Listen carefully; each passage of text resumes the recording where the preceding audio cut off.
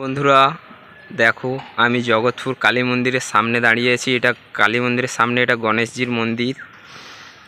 এইটা হচ্ছে পাশে কালী মন্দির রয়েছে। আমি কালী মন্দিরের ইতিহাস সম্বন্ধে তোমাদেরকে কিছু বলতে চাই, পুরোহিত মশাইয়ের কাছ থাকতে জিজ্ঞাসা করতে চাই। তোমরা সবাই সঙ্গে থাকো, দেখতে থাকো, সম্পূর্ণ ভিডিওটা ওয়াচ করো। সবাইকে অনুরোধ রইল ভিডিওটা দেখার। এইটা হচ্ছে জগৎপুর কালী মন্দিরের পাশে, এই সাইডে পুকুর রয়েছে। এইটা হচ্ছে একটা লাট মন্দির। এইটা হচ্ছে মন্দির, মেন মন্দির। বন্ধুরা চলো, আমি এখন মন্দিরের ভিতরে প্রবেশ করছি। তোমরা সব সঙ্গে থাকো, দেখতে থাকো। মন্দিরের ঠাকুর মশাইয়ের সঙ্গে আমি এখন কথা বলবো, মন্দিরের ইতিহাস সম্বন্ধে কিছু জিজ্ঞাসা করব। মন্দিরটা কত সালে হয়েছে এবং কত পুরনো। চলো বন্ধুরা, সবাই সঙ্গে থাকো, দেখতে থাকো। চলো, আমি এখন মন্দিরে যাচ্ছি, ঠাকুর মশাইয়ের সঙ্গে কথা বলবো। বন্ধুরা দেখো, মন্দিরের কাজকর্ম খুব সুন্দরভাবে করেছে। দেখো বন্ধুরা, চলো আমি তোমাদেরকে ঘুরিয়ে ঘুরিয়ে দেখাচ্ছি। এইটা মায়ের দর্শন নাও বন্ধুরা। এইটা হচ্ছে ঠাকুর মশাই বসে আছে। ঠাকুর মশাই, আমি এই মন্দিরের সম্বন্ধে কিছু ইতিহাস জানতে চাই। মন্দিরটা কত পুরনো এবং কত সালে সম্পূর্ণ কাজ হয়েছে? এটা তো 2025 চলছে, 25-এ তো কাজ কমপ্লিট অলরেডি হয়ে গেছে, না এখনও কাজ বাকি আছে? আচ্ছা, কাজ এখনও বাকি রয়েছে বন্ধুরা। তো আমি ইতিহাস সম্বন্ধে একটু জানতে যাচ্ছি, যদি একটু বলেন তো ভালো হয়। বিগত কয়েক বছর, প্রায় 200 বছরের কাছাকাছি, আচ্ছা, এই জগৎপুর গ্রামে আচ্ছা, হঠাৎ মহামারীর সৃষ্টি হয়। আচ্ছা, সেই মহামারীতে অনেক মানুষ সজ্জন সমস্ত মৃত্যুর মুখে এগিয়ে যায়।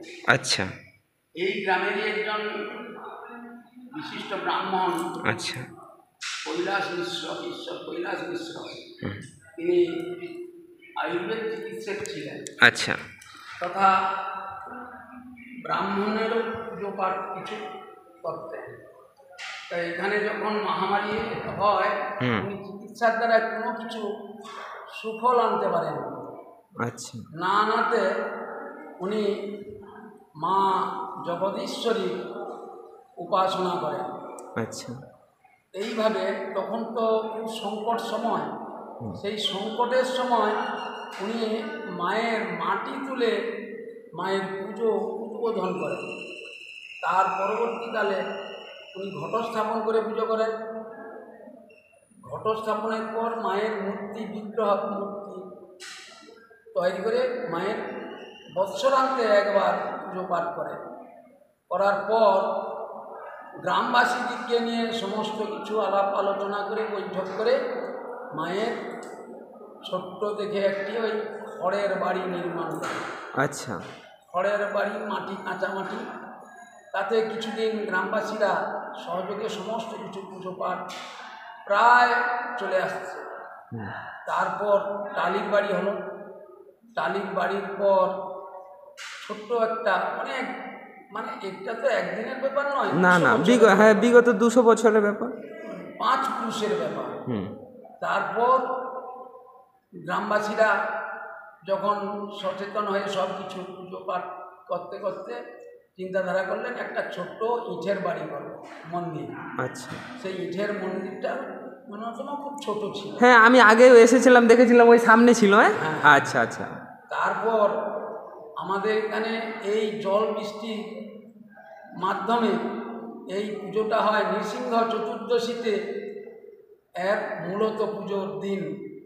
এই দিনে প্রচুর ঝড় বৃষ্টি হয়ে থাকে, তার মধ্যেই মায়ের পূজা অর্চনা সুন্দরভাবে ভক্তরা অনুভব করেন। আচ্ছা, বহু, এমনকি লক্ষাধিক লোকেরও বেশি হয়েছে।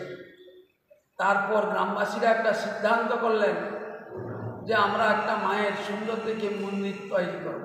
আচ্ছা, এই মতো অবস্থায় গ্রামে বৈঠক হওয়ার পর সব কিছু আলাপ আলোচনার দ্বারা, যে বিভিন্ন রকমভাবে আলোচনার দ্বারা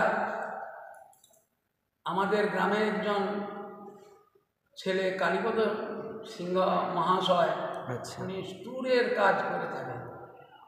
তাতে বিভিন্ন জায়গাতে যাওয়াতে দিল্লিতে অক্ষয়ধামটা, ওই যে মন্দিরটা রয়েছে ওইটা সবাইয়ের মনোনীত হয়, গ্রামে আচ্ছা আলাপ আলোচনা করে ওই মন্দিরটাই উনিরা বেছে নিলেন। আচ্ছা এখন সেই দিল্লির যে অক্ষয়ধাম হ্যাঁ আমাদের এই জগৎপুরে দ্বিতীয় অক্ষয়ধাম নামে পরিচিত, বাংলাতে প্রায় ছড়িয়ে পড়েছে।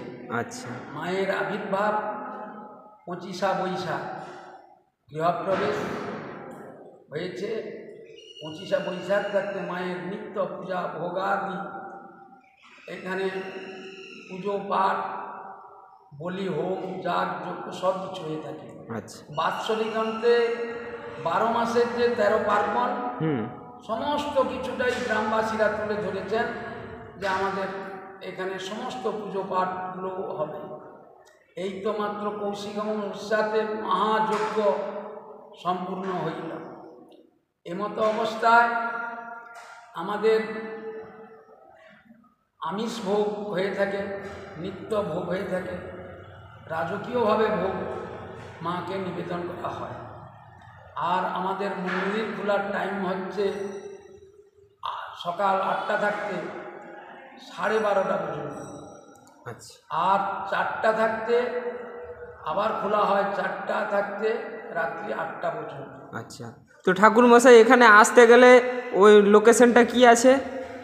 লোকেশন বলতে আপনার মেছাদা হয়ে হলদিয়াগামী যে বাস আসছে, আচ্ছা ভেতর দিয়ে তমলুক হয়ে, আচ্ছা মানে হলদিয়া মানে মেছেদা থাকতে হলদিয়া যাবার পথে যে রোড, ভেতরের যে রাস্তা ওই রাস্তাতে আচ্ছা এই দাড়িবেড়িয়া শিব মন্দিরের কাছেই, দাড়িবেড়া শিব মন্দিরের কাছ থাকতে ঢালাই রাস্তা এসেছে, ঢালাই রাস্তা বরাবর উত্তর দিকে ঢালাই রাস্তা এসেছে, রাস্তাতে তীর চিহ্ন দেওয়া হয়েছে।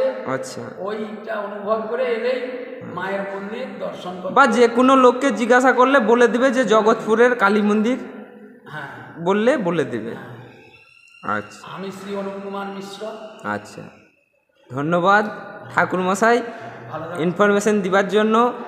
বন্ধুরা ভিডিওটাকে প্রচুর শেয়ার করবে যেন সারা বিশ্বে ছড়িয়ে যায় জগৎপুরের কালী মন্দির। দেখো বন্ধুরা আমি ঘুরে ঘুরে দেখাচ্ছি কাজকর্ম, মন্দিরের খুব সুন্দর কাজকর্ম করেছে।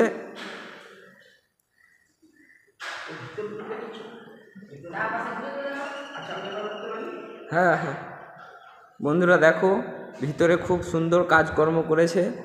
এই পাশে একটা মায়ের বিগ্রহ রয়েছে, দেখো বন্ধুরা খুব সুন্দর কাজকর্ম রয়েছে মন্দিরে, অসাধারণ কাজকর্ম করেছে। দেখো বন্ধুরা আমি তোমাদেরকে ঘুরিয়ে ঘুরিয়ে সব দেখাচ্ছি।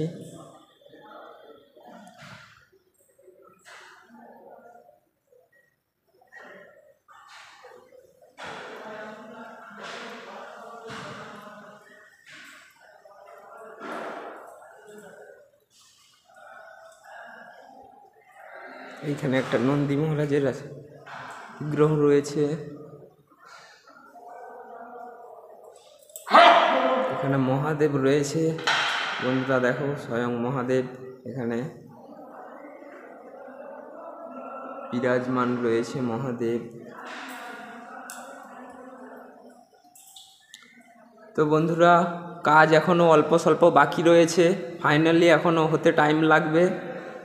তো তোমাদেরকে লোকেশনটা বলে দিয়েছে, দাড়িবেড়ার শিব মন্দিরের কাছ থাকতে ঢালাই রাস্তা ধরে একই রাস্তা মার্কিং করা হয়ে আছে রাস্তায়, তোমরা বা যে কোনো লোককে জিজ্ঞাসা করেও আসতে পারবে, কোনো অসুবিধা নাই, এখানে সব রকমের সুবিধা রয়েছে।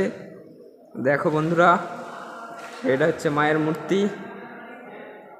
চলো বন্ধুরা ভিডিওটা বেশি শেয়ার করবে যেন সবার কাছে পৌঁছে যায়। সবাই বলো জয় মা কালী, জয় মা তারা, জয় বড় মায়ের জয়।